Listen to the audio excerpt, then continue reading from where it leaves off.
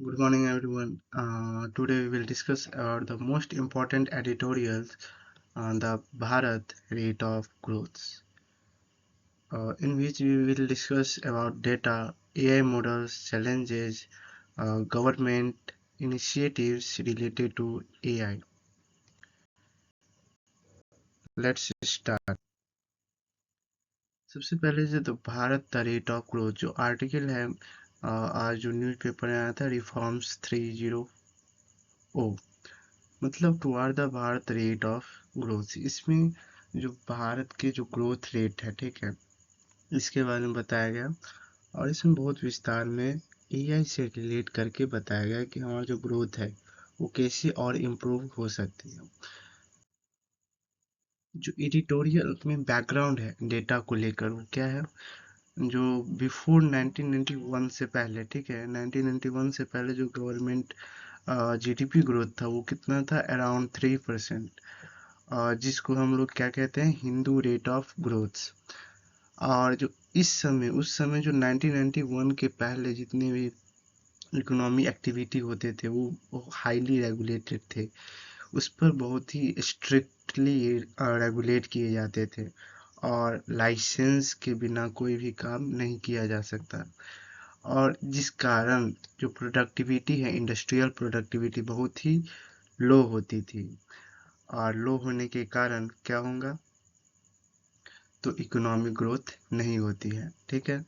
तो 1991 की क्राइसिस के बाद क्राइसिस में क्या हुआ, तो जो पेमेंट क्राइसिस है वो बैलेंस बिगड़ गया, फॉरेन एक्सचेंज जो रिजर्व था वो खत्म हो गया, एग्जॉस्टेड हो गया, समाप्त हो गया। और इसके बाद रिफॉर्म्स लाया गया। रिफॉर्म्स क्या लाया गया कि जो इकोनॉमिक लिबरलाइजेशंस किया गया, छूट दी गई, ठीक है, प्राइवेट इन्वेस्टमेंट बढ़ाया गया, उन लोगों को इनकरेज किया गया, इनवाइट किया गया, ठीक है, ग्लोबल इंटीग्रेशंस किया गया, ग्लोबल पूरे वर्ल्ड वाइड जो ग्लोबलाइजेशन है उसको प्रमोट किया गया, जिसके कारण इन तीनों के कारण क्या हुआ, जीडीपी में ग्रोथ आए, ठीक है। और इससे हमें क्या सीखने को मिलती है, लेसन, जो क्राइसिस है, क्राइसिस के बाद ही रिफॉर्म्स लाए जाते हैं और रिफॉर्म्स के बाद ग्रोथ पॉसिबल होता है, रिफॉर्म्स अगर सही डायरेक्शन में हो तो।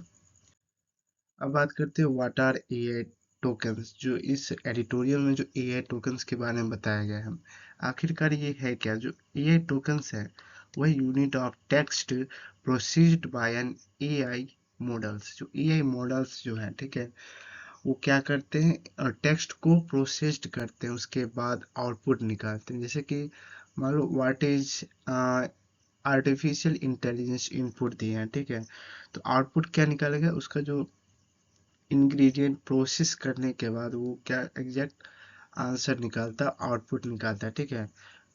तो both input and output consist of a token. दोनों में इनपुट और आउटपुट दोनों का क्या, दोनों में शामिल होते हैं, टोकन शामिल होते हैं, ठीक है, टोकन से बने होते हैं।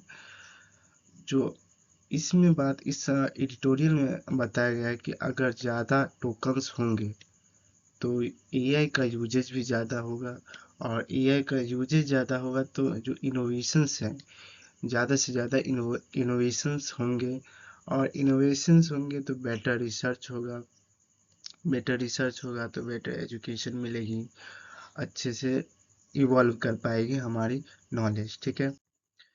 अब बात करते हैं जो इंडिया का सक्सेस स्टोरी है, डिजिटल इंफ्रास्ट्रक्चर बहुत ही तगड़ा रहा है। जैसे कि पहला है आधार।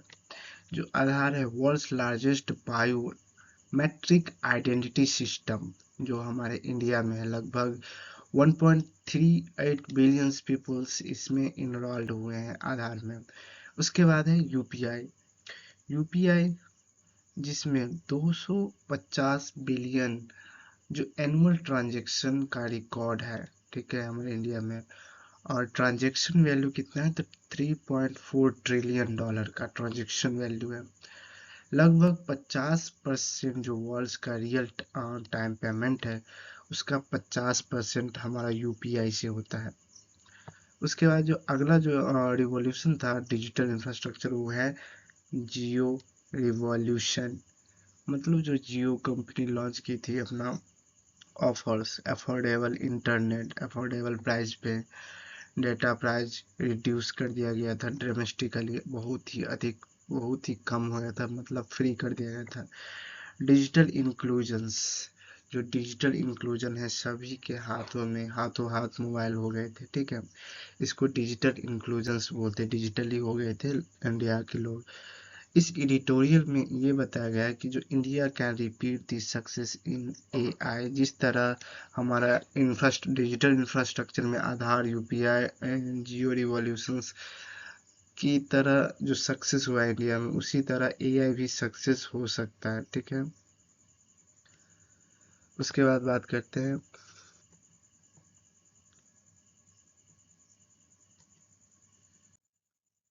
प्रेजेंट जो चैलेंजेस है इस समय हमारे इंडिया में, जो चैलेंजेस है जिसके कारण एआई ग्रो नहीं कर पाती इतनी तेजी से, रिसर्च और डेवलपमेंट नहीं हो पाती है। इसका वजह है जो हमारा इंडिया स्पेंड करता है मात्र 0.65% जीडीपी का, केवल 0.65% किस पे खर्च करता है, तो रिसर्च और डेवलपमेंट पे केवल 0.65%।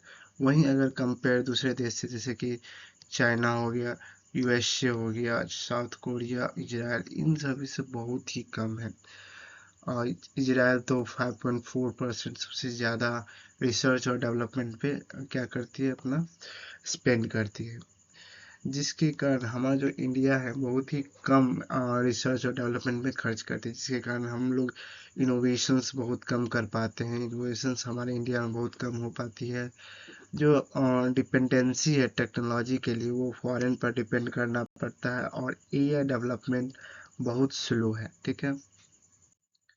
जो सेंट्रल प्रपोजल्स है जो इसमें इस आर्टिकल में राइटर के द्वारा, वो क्या है कि जो एआई टोकन है वो फ्री कर देना चाहिए। किसके लिए, तो सबसे पहले 100 रिसर्च इंस्टीट्यूट के लिए एआई जो है, एआई टोकन फ्री होना चाहिए। उसके बाद हो गया आईआईटीज, आईआईएससीज, नेशनल लेबोरेटरीज और 5000 जो प्रीमियम स्कूल, जो हाई लेवल स्कूल्स है, उनमें ये जो एआई टोकन से फ्री कर देना चाहिए। इसका जो ऑब्जेक्टिव है, क्यों करना चाहिए, क्योंकि जो एवरी स्टूडेंट है, प्रत्येक स्टूडेंट और जो साइंटिस्ट है, एआई की सहायता से और बेहतर से स्टडी कर सके, रिसर्च कर सके, ठीक है।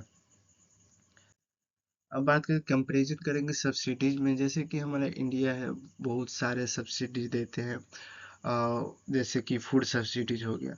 फूड सब्सिडीज फूड के प्रोडक्शन को इम्प्रूव करने के लिए फूड सब्सिडीज दिया जाता है, ठीक है, जो कि बहुत ही हाई है।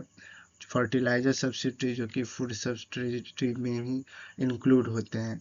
एलपीजी सपोर्ट ये भी लगभग ठीक ठाक है। जो प्रपोज्ड एआई सब्सिडी जो है केवल 2 बिलियन डॉलर्स है, जो कि जीडीपी का केवल 0.06% ही है। जीडीपी का केवल 0.06% ही है, $2 बिलियन एनुअली जो स्पेंड होता है। जो एआई सब्सिडीज है, एडिटोरियल में जो कहे हैं कि एआई जो सब्सिडीज है इतना स्मॉल इन्वेस्टमेंट है, जिसके कारण ह्यूज लॉन्ग टर्म रिटर्न्स प्राप्त किया जा सकता है, हो सकता है। जो होस्टिंग एआई मॉडल, जितने भी एआई मॉडल है, अगर इंडिया को क्या करना चाहिए, होस्ट करना चाहिए, ना कि उस फॉरेन एआई को यूज करना चाहिए केवल। जैसे कि सर्वम, लामा, डीपसीक, क्वेन, कीमी, ये सब जितने भी एआई मॉडल्स है, इनको क्या करना चाहिए, होस्ट करना चाहिए। मतलब इंडिया को भी इस तरह के एआई टूल्स, एआई मॉडल्स बनाना चाहिए, केवल फॉरेन एआई का यूज नहीं करना चाहिए। और इस अगर ये हो पाया तो क्या क्या हो सकती है, जो डेटा सिक्योरिटी है वो इम्प्रूव होगी, फास्टर एक्सेस होगा। उसके बाद लोअर कॉस्ट होगा, जो हम लोग फॉरेन से एआई टेक्नोलॉजी खरीदते हैं वो नहीं खरीदना पड़ेगा ज़्यादा, और कम कॉस्ट में हम लोग उसका यूज कर पाएंगे। उसके बाद है स्ट्रेटेजिक इंडिपेंडेंस, और आत्मनिर्भर भी बनेंगे एआई के फील्ड में, ठीक है। अब बात करते हैं what is sovereign AI. Sovereign AI जैसे कि सॉवरेनिटी होती है आत्मनिर्भर, स्व।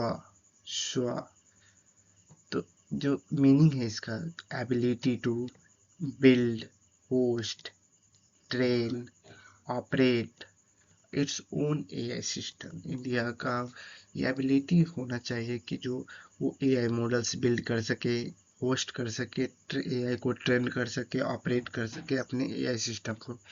इससे क्या बेनिफिट हो सकता है, तो नेशनल सिक्योरिटी, डेटा प्राइवेसी, उसके बाद स्ट्रेटेजिक इंडिपेंडेंस और reduction dependence of the foreign companies पे भी डिपेंडेंस कम होगी। आगे जो चैलेंजेस है होस्टिंग, अगर इंडिया होस्ट करना चाहे तो क्या क्या प्रॉब्लम्स चैलेंजेस इनको फेस करने को मिल सकती है। तो सबसे पहला है नीड एक्सपर्टीज, एक्सपर्ट की आवश्यकता होती है, जैसे कि अवेलेबिलिटी, एक्सपर्ट है अप टाइम 99.99% अप टाइम में, ठीक है। Latency, low latency, fast response और बिलो माइल सेकेंड, मिली सेकेंड, ठीक है। इफिशियंसी के बारे में बात करें तो लोअर इलेक्ट्रिसिटी यूज। उसके बाद सिक्योरिटी की बात करें तो data protection, cyber security, audit trails, ये सब चैलेंजेस हैं, ठीक है। इन सभी में एक्सपर्ट की ज़रूरत होगी अगर हम लोग एआई को होस्ट करेंगे। अगर ये सब पॉसिबल हो पाया, ठीक है, तो क्या क्या आउटकम्स जनरेट किए जा सकते हैं, मतलब एक्सपेक्ट किए जा सकते हैं। सबसे पहला, जो टॉप 5 ग्लोबली जो एआई है उसमें शामिल हो सकते हैं। एआई इनेबल एजुकेशन प्रोवाइड करवा सकते हैं, बेटर रिसर्च करवा सकते हैं, हेल्थ केयर को बहुत हद तक इम्प्रूव किया जा सकता है, एग्रीकल्चर प्रोडक्टिविटी इंक्रीज की जा सकती है, जुडिशियल इफ़िशियंसी, जुडिशियल का जो वर्क फ्लो है बहुत ही फास्ट किया जा सकता है, और 10,000 एआई स्टार्टअप लगभग स्टार्ट हो जाएंगे। और जो फास्ट जीडीपी ग्रोथ है, जीडीपी ग्रोथ भी तेजी से टेक्नोलॉजी के थ्रू ये ग्रोथ होंगे, ठीक है। और एआई बिकम्स एआई लीडर्स, इस तरह इंडिया भी वर्ल्ड लीडर, एआई लीडर्स में एक में से शामिल हो पाएंगे। और इस ट्रेंड से क्या सब हो सकता है, जो इकोनॉमिक ग्रोथ होगा, इकोनॉमिक ग्रोथ से इनोवेशन बढ़ेगी, इनोवेशन से एम्प्लॉयमेंट जनरेट होगा, एम्प्लॉयमेंट जनरेट होगा, रिसर्च में बेहतर परफॉर्मेंस होगी, ठीक है।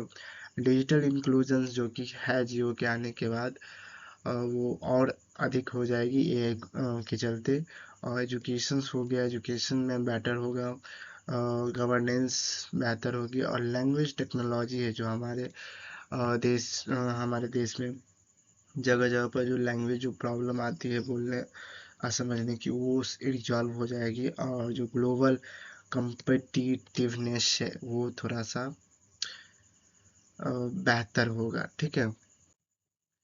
जो इन सभी का जो है, जो पॉजिटिव इम्पैक्ट तो देख लीजिए सब होगा, लेकिन अगर चैलेंज देखें तो इन सभी को करने के लिए जो हाई इंफ्रास्ट्रक्चर कॉस्ट ये पड़ सकता है, जो एनर्जी रिक्वायरमेंट है अधिक होगी, क्योंकि एआई मॉडल्स एआई को चलाने के लिए जो रिक्वायरमेंट होती है उसमें बहुत ज़्यादा एनर्जी रिक्वायरमेंट होता है। उसके बाद साइबर थ्रेट, और एआई के बढ़ने से, एआई मॉडल्स बनाने से जो साइबर थ्रेट है वो भी ज़्यादा हो सकता है। और प्राइवेसी कंसर्न सबसे महत्वपूर्ण है, ठीक है। आर्टिकल 21 प्राइवेसी कंसर्न बहुत ही ज़्यादा चैलेंजिंग होगा इंडिया के लिए। Digital divides, AI basis dependence on the foreign cloud company, और जो क्लाउड कंपनी है जो बेसिक एआई जो मॉडल्स तैयार होते हैं जिस क्लाउड्स पे, वो फॉरेन क्लाउड होंगे, उस पर डिपेंडेंसी हम लोग बढ़ा देंगे। और need for the skilled man power, और ज़्यादा से ज़्यादा स्किल्ड मैन पावर की ज़रूरत हमें होगी, ठीक है। जो गवर्नमेंट इनिशिएटिव्स है रिलेटेड टू द एआई, जो एआई इंडिया एआई मिशन हो गया, डिजिटल इंडिया हो गया, नेशनल सुपर कंप्यूटिंग मिशन हो गया, भाषणी हो गया, सेमीकंडक्टर मिशन हो गया, नेशनल एजुकेशन पॉलिसी नेप 2020 हो गया, startup India, digital public infrastructure, ये सब जो है गवर्नमेंट के द्वारा कुछ इनिशिएटिव्स उठाए गए हैं। बात करते हैं जो फैक्ट मेमोर, जो इसमें से सबसे महत्वपूर्ण चीज है वो क्या है, जो आधार है। आधार लगभग 1.38 बिलियन यूजर्स का इनरोल्ड है। उसके बाद यूपीआई की बात करें तो यूपीआई जो है 250 बिलियन ट्रांजेक्शन एनुअली हमारे इंडिया में होते हैं। इंडिया और इधर दूसरे देश में भी यूपीआई का जारी है, ठीक है, जैसे सिंगापुर हो गया। इंडिया जो रिसर्च और डेवलपमेंट में जो खर्च करता है जीडीपी का, केवल 0.65% ही जीडीपी का खर्च कर पाता है। वहीं चाइना की बात करें तो 2.4% खर्च करता है, स्पेंड करता है, यूएसए 3.5% करता है, और साउथ कोरिया 4.9, और इजराइल जो कि 5.4% सबसे अधिक। और जो एआई सब्सिडीज है इंडिया में वो केवल $2 बिलियन है, जो कि जीडीपी का केवल 0.06% ही है। ये था हमारा आर्टिकल। आई होप आप लोग को ये वीडियो पसंद आई होगी। चैनल को सब्सक्राइब करें। Thank you for watching. जय हिंद।